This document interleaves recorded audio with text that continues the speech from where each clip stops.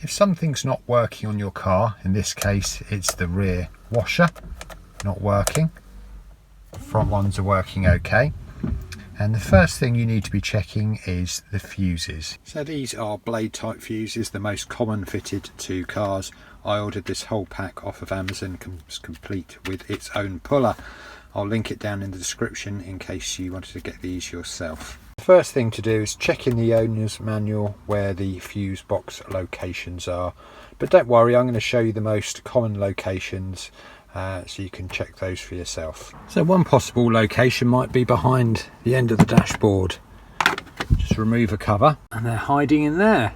They may also be hiding behind the glove box, as they are in this case.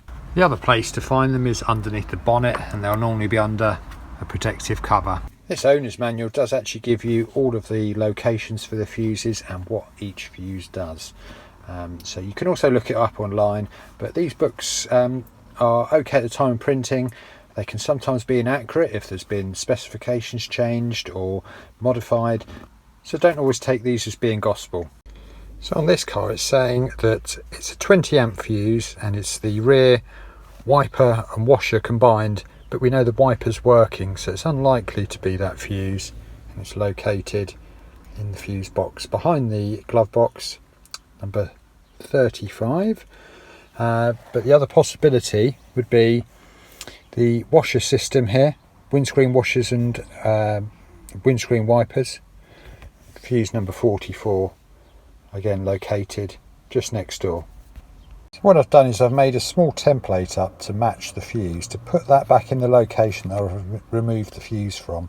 I've had so many cars brought back into our workshop where somebody's removed a fuse and put it back in the wrong location, and the car's now got further problems just because the fuse has been replaced or got mixed up.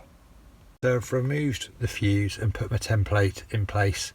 I'll show you under the bonnet how to remove the fuse so it's easier to see. Right, so I'm just going to show you how you remove a fuse. So you've got this little bit here, you simply push it over the top of the fuse like so, grip it there and then pull. There we go, out comes the fuse, and the same to replace it, just use that to pop it back in and make sure it's pushed down hard.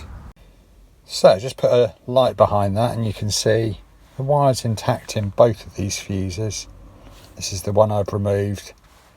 Got another one just to compare it to, so we will just test it another way, but I'm pretty sure the fuse is okay.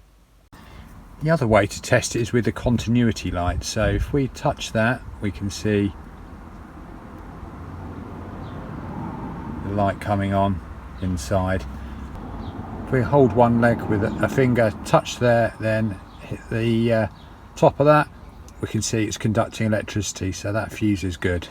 So irregardless, I've replaced the fuse anyway because it might not be pulling enough current through, so I've replaced it whilst we've got it all apart. So I've checked the other fuse and that one is also good. So the problem probably lies with the pump. I'm going to have to check the pump, see whether we've got voltages there, but this should be the first check because to get to the pump you've got to remove the bumper. So if this video has been useful, or there are some other things you suggest I should be doing, then please comment that down below and subscribe to the channel, and I will see you in the next one.